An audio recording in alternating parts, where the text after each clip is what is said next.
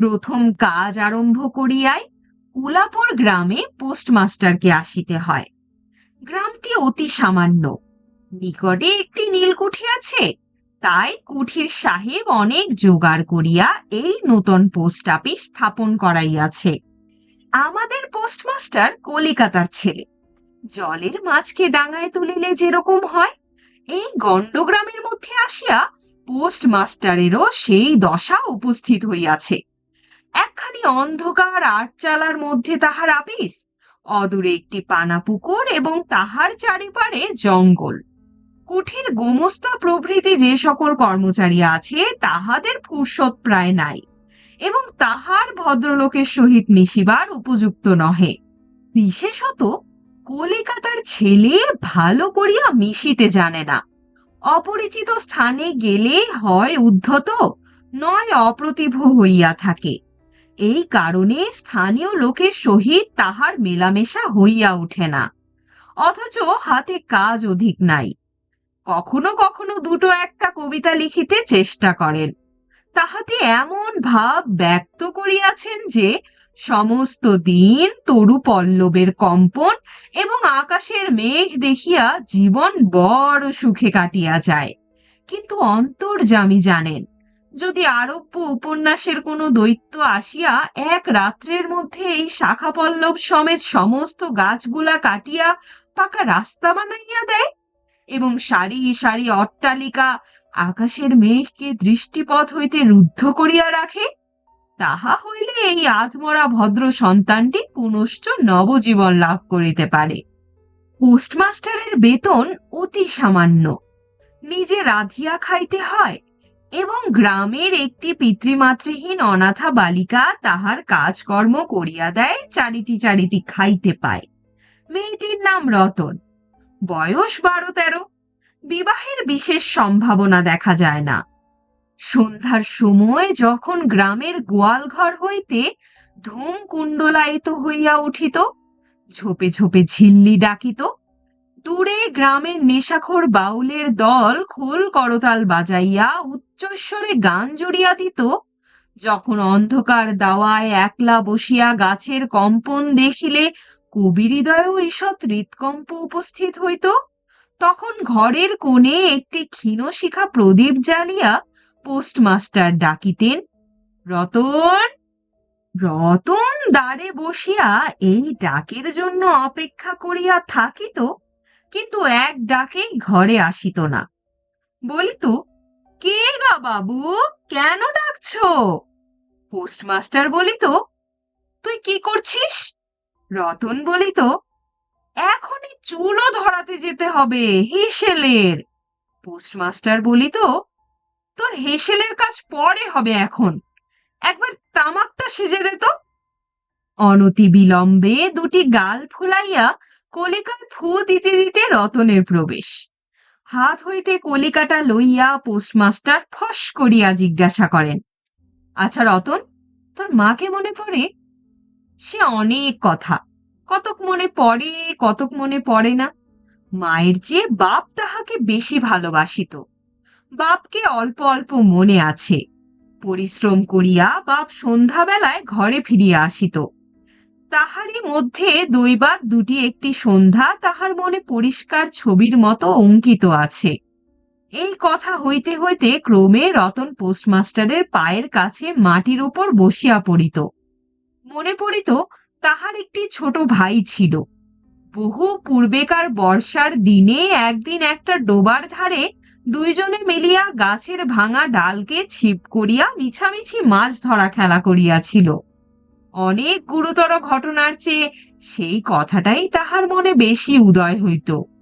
এইরূপ কথা প্রসঙ্গে মাঝে মাঝে বেশি রাত হইয়া যাইত। তখন আলস্য ক্রমে পোস্টমাস্টারের আর রাঁধিতে ইচ্ছা করিত না। সকালের বাসি ব্যঞ্জন থাকিত এবং রতন তাড়াতাড়ি উনুন ধরাইয়া খান কয়েক রুটি সেকিয়া আনিত। তাহাতেই উভয়ের রাত্রের আহার চলিয়া যাইত। একদিন সন্ধ্যাবেলায় সেই বৃহৎ আটচালার কোণে আপিসের কাঠের চৌকির উপর বসিয়া পোস্টমাস্টারও নিজের ঘরের কথা পাড়িতেন। ছোট ভাই, মা এবং দিদির কথা, প্রবাসী একলা ঘরে বসিয়া যাহাদের জন্য হৃদয় ব্যথিত হইয়া উঠিত তাহাদের কথা, যে সকল কথা সর্বদাই মনে উদয় হয়, অথচ নীলকুঠির গোমস্তাদের কাছে যাহা কোনো মতেই উত্থাপন করা যায় না, সেই কথা একটি অশিক্ষিতা ক্ষুদ্র বালিকাকে বলিয়া যাইতেন। কিছুমাত্র অসঙ্গত মনে হইত না। অবশেষে এমন হইল, বালিকা কথোপকথন কালে তাহার ঘরের লোকদিগকে মা, দিদি, দাদা বলিয়া চির পরিচিতের ন্যায় উল্লেখ করিত। এমনকি তাহার ক্ষুদ্র হৃদয় পটে বালিকা তাহাদের কাল্পনিক মূর্তিও চিত্রিত করিয়া লইয়াছিল। একদিন বর্ষাকালে মেঘমুক্ত দ্বিপ্রহরে ঈষৎ তপ্ত সুকোমল বাতাস দিতেছিল। রৌদ্রে ভিজা ঘাস এবং গাছপালা হইতে এক প্রকার গন্ধ উত্থিত হইতেছিল। মনে হইতেছিল যেন ক্লান্ত ধরনের উষ্ণ নিঃশ্বাস গায়ের উপরে আসিয়া লাগিতেছে, এবং কোথাকার এক নাছোড়বান্দা পাখি তাহার একটানা সুরের নালিশ সমস্ত দুপুরবেলা প্রকৃতির দরবারে অত্যন্ত করুণ স্বরে বারবার আবৃত্তি করিতেছিল। পোস্টমাস্টারের হাতে কাজ ছিল না। সেদিনকার বৃষ্টি ধৌত মসৃণ চিক্কণ তরুপল্লবের হিল্লোল এবং পরাভূত বর্ষার ভগ্নাবশিষ্ট রৌদ্রশুভ্র স্তূপাকার মেঘস্তর বাস্তবে কি দেখিবার বিষয় ছিল। পোস্টমাস্টার তাহা দেখিতেছিলেন এবং ভাবিতেছিলেন, এই সময়ে কাছে একটি কেহ নিতান্ত আপনার লোক থাকিত, হৃদয়ের সহিত একান্ত সংলগ্ন একটি স্নেহপুত্তলী মানব মূর্তি। ক্রমে মনে হইতে লাগিল, সেই পাখি ওই কথাই বারবার বলিতেছে, এবং এই জনহীন তরুচ্ছায়া নিমগ্ন মধ্যাহ্নের পল্লব মর্মরের অর্থ কতকটা ঐরূপ। কেহ বিশ্বাস করে না এবং জানিতেও পায় না, কিন্তু ছোট পল্লীর সামান্য বেতনের সাব পোস্টমাস্টারের মনে গভীর নিস্তব্ধ মধ্যাহ্ন দীর্ঘ ছুটির দিনে এইরূপ একটা ভাবের উদয় হইয়া থাকে। পোস্টমাস্টার একটা দীর্ঘ নিঃশ্বাস ফেলিয়া ডাকিলেন, রতন। রতন তখন পেয়ারা তলায় পা ছড়াইয়া দিয়া কাঁচা পেয়ারা খাইতেছিল। প্রভুর কণ্ঠস্বর শুনিয়া অবিলম্বে ছুটিয়া আসিল। হাঁপাইতে হাঁপাইতে বলিল, দাদা বাবা, ডাকছ? পোস্টমাস্টার বলিলেন, তোকে আমি একটু একটু করে পড়তে শেখাবো, বলিয়া সমস্ত দুপুরবেলা তাহাকে লইয়া স্বরে ও স্বরে আ করিলেন, এবং এই রূপে অল্প দিনেই যুক্ত অক্ষর উত্তীর্ণ হইলেন। শ্রাবণ মাসে বর্ষণের আর অন্ত নাই। খাল বিল নালা জলে ভরিয়া উঠিল। অহর্নিশি ভেকের ডাক এবং বৃষ্টির শব্দ। গ্রামের রাস্তায় চলাচল প্রায় এক প্রকার বন্ধ। নৌকায় করিয়া হাটে যাইতে হয়। একদিন প্রাতকাল হইতে খুব বাদলা করিয়াছে। পোস্টমাস্টারের ছাত্রীটি অনেকক্ষণ দ্বারের কাছে অপেক্ষা করিয়া বসিয়াছিল, কিন্তু অন্য দিনের মতো যথাসাধ্য নিয়মিত ডাক শুনিতে না পাইয়া আপনি খুঙ্গি পুঁথি লইয়া ধীরে ধীরে ঘরের মধ্যে প্রবেশ করিল। দেখিল পোস্টমাস্টার তাহার খাটিয়ার উপর শুইয়া আছেন। বিশ্রাম করিতেছেন মনে করিয়া অতি নিঃশব্দে পুনশ্চ ঘর হইতে বাহিরে যাইবার উপক্রম করিল। সহসা শুনিল, রতন। তাড়াতাড়ি ফিরিয়া গিয়া বলিল, দাদা বাবু, ঘুমোচ্ছিলে? পোস্টমাস্টার কাতর স্বরে বলিলেন, শরীরটা ভালো বোধ হচ্ছে না, দেখ তো আমার কপালে হাত দিয়ে। এই নিতান্ত নিঃসঙ্গ প্রবাসে ঘন বর্ষায় রোগকাতর শরীরে একটুখানি সেবা পাইতে ইচ্ছা করে। তপ্ত ললাটের উপর শাখা পড়া কোমল হস্তের স্পর্শ মনে পড়ে। এই ঘোর প্রবাসে রোগ যন্ত্রণায় স্নেহময়ী নারী রূপে জননী ও দিদি পাশে বসিয়া আছেন, এই কথা মনে করিতে ইচ্ছা করে। এবং এ স্থলে প্রবাসীর মনের অভিলাষ ব্যর্থ হইল না। বালিকা রতন আর বালিকা রহিল না। সেই মুহূর্তেই সে জননীর পদ অধিকার করিয়া বসিল। বৈদ্য ডাকিয়া আনিল, যথাসময়ে বটিকা খাওয়াইল, সারা রাত্রি শিওরে জাগিয়া রহিল, আপনি পথ্য রাধিয়া দিল, এবং শতবার করিয়া জিজ্ঞাসা করিল, হাঁ গো দাদা বাবু, একটুখানি ভালো বোধ হচ্ছে কি?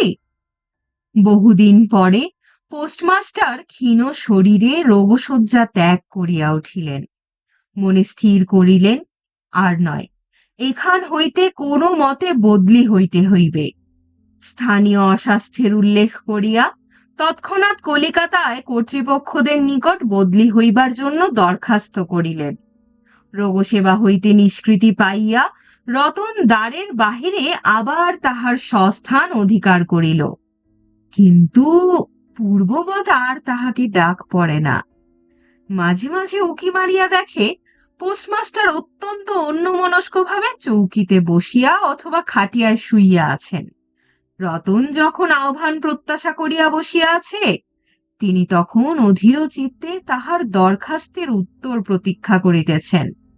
বালিকা দ্বারের বাহিরে বসিয়া সহস্রবার করিয়া তাহার পুরানো পড়া পড়িল। পাছে যেদিন সহসা ডাক পড়িবে, সেদিন তাহার যুক্ত অক্ষর সমস্ত গোলমাল হইয়া যায়, এই তাহার একটা আশঙ্কা ছিল। অবশেষে সপ্তাহ খানেক পরে একদিন সন্ধ্যাবেলায় ডাক পড়িল।